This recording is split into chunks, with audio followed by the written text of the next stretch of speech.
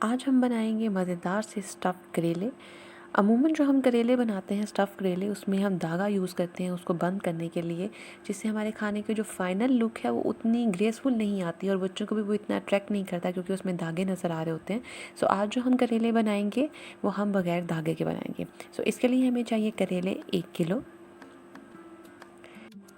لہسن 1 عدد، ادرک چھوٹی ٹکڑی باریک کٹی ہوئی، پیاز 3 سے 4 عدد درمیانے، ہری مرچیں 8 سے 10 عدد، سوکھا دھنیا 1 چمچ، اناردانہ 1 چمچ، زیرہ 1 چمچ، ٹماٹر 3 عدد باریک کٹے ہوئے،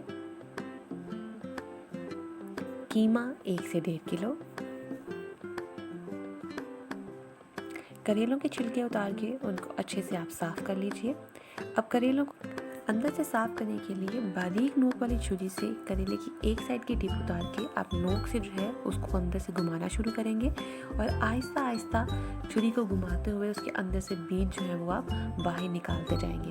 احتیاط رہے کہ بیج نکالتے ہوئے کریلا آپ کا کہیں سے کٹنا یا پھٹنا نہیں چاہیے۔ سو بڑے ہلکے ہاتھوں سے جو ہے وہ آپ اس کے بیج نکالتے جائیں۔ بیج نکالنے کے بعد آپ کے کریلے اس طرح سے اندر سے تقریباً سارے صاف ہو جانے چاہیے۔ کریلوں کو صاف کرنے کے لیے 2 چمچ نمک اور 1 بڑے سائز کا نیمبو لگا کے 1 گھنٹے کے لیے رکھ اور اچھے سے مل کر آپ ان کو واش کر لیجئے۔ دوسری طرف ہم اس کا مسالہ تیار کریں گے جس میں ہم پیاز، لہسن، ادرک اور ہری مرچوں کو بلینڈ کر اچھی طرح سے ان سب چیزوں کو چاپ کرنے کے بعد اب ہم یہ قیمے کے اندر شامل کریں گے۔ قیمے میں پیاز کا مکسچر شامل کرنے کے ساتھ ساتھ ہم باقی اجزاء کو شامل کریں گے جس میں باریک کٹے ہوئے ٹماٹر، اناردانہ، سوکھا دھنیا، زیرہ، لال مرچ پاؤڈر حسب ذائقہ، گرم مسالہ پاؤڈر آدھی چائے کی چمچ، نمک حسب ضرورت۔ ان سب چیزوں کو ڈال کے آپ قیمے کو اچھی طرح سے مکس کر لیجئے۔ قیمے کو مکس کرنے کے بعد اب ہم اس قیمے کو کریلوں کے اندر بھرنا شروع کریں گے۔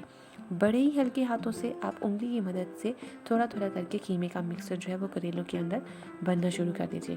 تھوڑا ڈالتے جائیے، اس کو پریس کرتے جائیے تاکہ کریلا قیمہ آپ کا آگے چلا جائے اور اسی طرح سے جو ہے وہ آپ پورے کریلے کو اچھے سے قیمے سے بھر دیجئے۔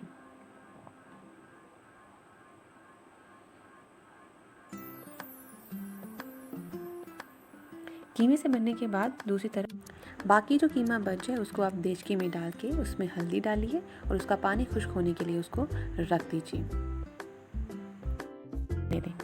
دوسری طرف کڑاہی میں آئل گرم کیجیے اور ان کریلوں کو فرائی کر لیجیے۔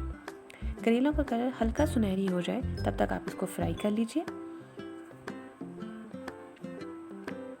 دوسری طرف جو آپ کا قیمہ ہے وہ بھن چکا ہوگا، اس کا پانی خشک ہو گیا ہوگا، اس میں آپ آئل ڈالیں اور اس کو اچھی طرح سے بھون لیجئے۔